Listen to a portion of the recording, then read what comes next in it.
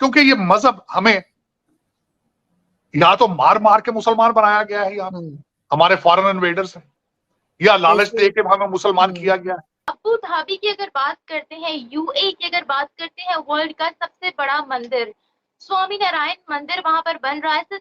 दुनिया के बड़े इस्लामिक देश अबू धाबी में स्वामी नारायण की मंदिर की स्थापना रखी जा चुकी है। 90% मंदिर बिल्कुल तैयार हो चुका है। ये चाहूंगा, हालांकि मैं कंपेयर नहीं करना चाहता, कंपैरिजन बनता भी नहीं आपका भारत के साथ 15 अगस्त, क्योंकि मैं 14 अगस्त की वजह से मैंने मोदी जी की स्पीच सुनी जो उन्होंने लाल किला से दी, रेड फोर्ट से।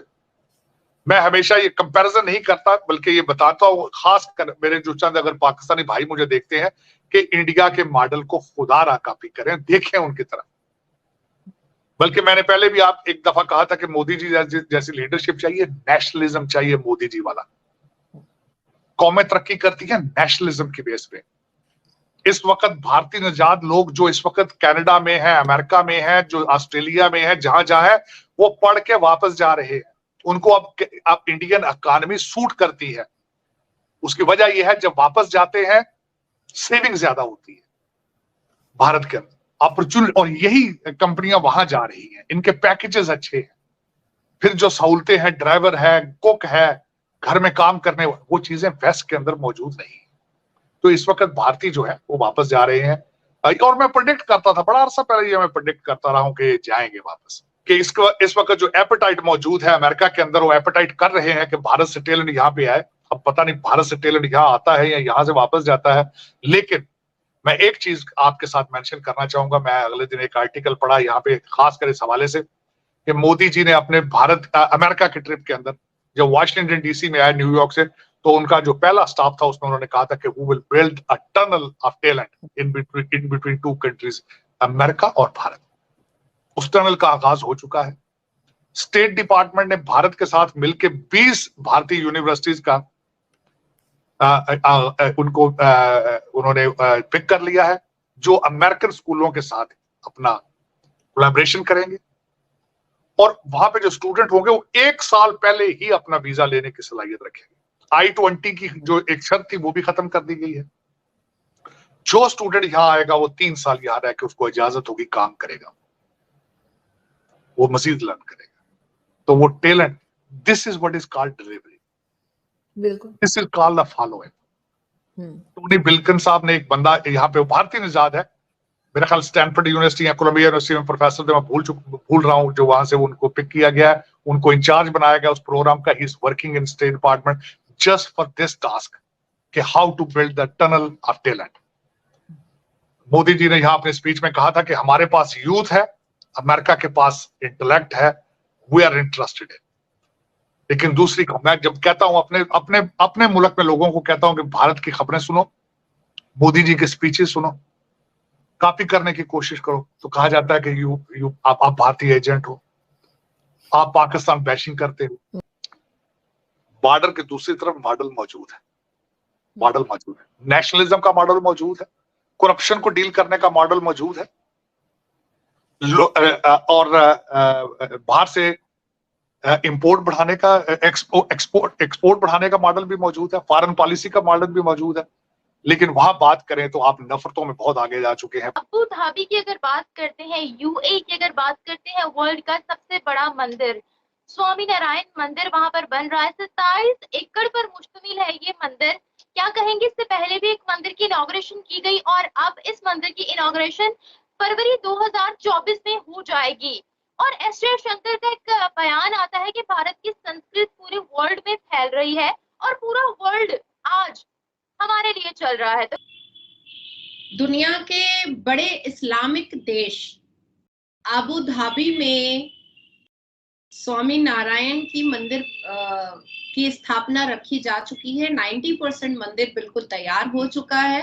2024 में उसका इनॉग्रेशन होगा और लास्ट 2019 की तरह बिल्कुल हमारे श्री नरेंद्र दामोदर दास मोदी जी वहां पर रहेंगे।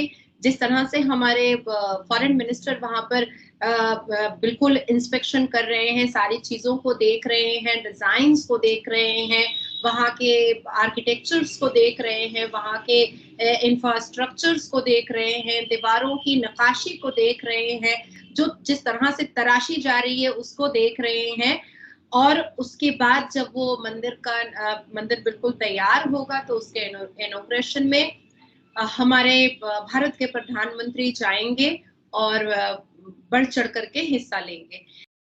आज हिंदुस्तान नहीं, इस पूरे विश्व में, इस पूरी दुनिया में हिंदुओं की आइडियोलॉजी से लेकर के हिंदुओं के जो संस्कार हैं, सनातनी धर्म की जो आस्था है, जो उनके रिचुअल्स हैं, जो उनकी सभ्यता है, उसको हर कोई अपनी प्रेरणा में ले रहा है। हमारी बदकिस्मती ये है कि हमारी जो लीडरशिप है वो हमें बताए बगैर ही कर्जा ले लेती है। हमें उस बुराई से मतलब पार्लियामेंट में डिस्कस करे, ये ओपन डिस्कशन होनी चाहिए कि ये हम आपसे जो, क्योंकि इन्होंने तो थोड़े देना है, ये तो अल्लाह से लल्ले करके चले जाते हैं। इंडिया में आप देखें, फिर वो कहते हैं जी बातें करते हैं, लो जी उठे मेजॉरिटेरियनिज्म है, उधर हिंदू हैं, ये हैं वो हैं। इस वक्त दुनिया की सारी ऑटोमोबाइल्स कंपनी इंडिया पहुंच रही हैं। अभी भी एक इंडिया की जो बड़ी जो एक कार मैन्युफैक्चरिंग कंपनी है वो कह रहे हैं हमने इंडिया को एक्सपोर्ट हब बनाना है। ठीक है जी, आपको पता है इंडिया ऑलरेडी जो है वो जापान को क्रॉस कर चुका है और 3rd लार्जेस्ट कार मार्केट है इसके बाद, इस वक्त अमेरिका के बाद और चीन के बाद जापान को क्रॉस कर दिया है। और 14% इंडिया की जो ऑटो एक्सपोर्ट्स हैं उसमें इजाफा हुआ है। पिछले साल मेरा ख्याल है तकरीबन कोई 6.5 लाख से ज़्यादा गाड़ियाँ जो हैं वो शिप की गई। जापान में आज भी जो है वो ज़्यादा है, लेकिन द क्वेश्चन रिमेन्स कि इतनी ज़्यादा डिस्पैरिटी आप देखें कि दुनिया वहाँ पे जाती है, कहती है एक्सपोर्ट हब बनाएंगे, हम दुनिया में से इन्वेस्टर पकड़ के लेके आ रहे हैं, लेकिन साड़ी दाल नहीं पिघलती, साढ़े को समझ ही नहीं आती हाँ केड़े पासे जाना। अब ये जो जिसे वो कहते हैं निसान का मैं देख रहा था, वो कुछ $600 मिलियन की इन्वेस्टमेंट करना चाह रहे हैं, वो कुछ 6 नई गाड़ियाँ। हेलो दोस्तों, स्वागत है आपका इंडिया पाकिस्तान न्यूज़ चैनल में। तो दोस्तों, जैसे कि आपने वीडियो में देखा, आइए जानते हैं वीडियो के बारे में। दोस्तों, 2014 के बाद से ही मोदी एडमिनिस्ट्रेशन का ये गोल था कि जो अरब देश है उनके साथ अपनी कोऑपरेशन बढ़ानी है। उसका रीज़न यह था कि उससे पहले अरब देशों के साथ भारत यानी हमारा कोलैबोरेशन बहुत ही कम था, जबकि पाकिस्तान का वहाँ पे प्रेजेंस बहुत ही ज़्यादा था। पाकिस्तान को हमेशा से एक लीवरेज रहती थी उस रीजन में। इसको काउंटर करने के लिए मोदी एडमिनिस्ट्रेशन ने बहुत ही अच्छी पॉलिसी बनाई और आज हम देख रहे हैं कि भारत और सार्क देशों, भारत और बहुत सारे अरब देश बहुत ही बड़े लेवल पे कोऑपरेट करते हैं, जबकि पाकिस्तान इस समय पूरी तरीके से साइड लाइन लग रहा है। और एक वक्त ऐसा भी था कि भारत की कुछ खास नहीं चलती थी मिडिल ईस्ट में, और पाकिस्तान की वहाँ पर बहुत ही अच्छी खासी पकड़ थी, लेकिन भारत ने इस पासे को पूरी तरीके से पलट कर रख दिया है। इस समय की हमारी करंट गवर्नमेंट ने, जिसमें मिडिल ईस्ट में भारत के पास बहुत सारी लेवरेज है, और इसका ही बहुत ही अच्छा एग्जाम्पल यह है कि पिछले कुछ दिनों से जो बढ़ी हुई कोऑपरेशन है, जो यूएई भारत का यूपीआई सिस्टम को अपने देश में एक्सेप्ट करता है, और साथ ही साथ बहुत सारे दूसरे ऐसे फील्ड हैं जिसमें जहां पर दोनों देश आपस में कोऑपरेट कर रहे हैं, और ITU2 में भी साथ है। और इसके अलावा और पाकिस्तान की बात करें तो वह इस समय बहुत ही ज़्यादा मार्जिनलाइज लग रहा है, और पाकिस्तान से अमेरिका का पुल आउट जो हाल ही में यह खबर आई कि अभी के समय यूएई के अंदर अभी बहुत ही बड़ा और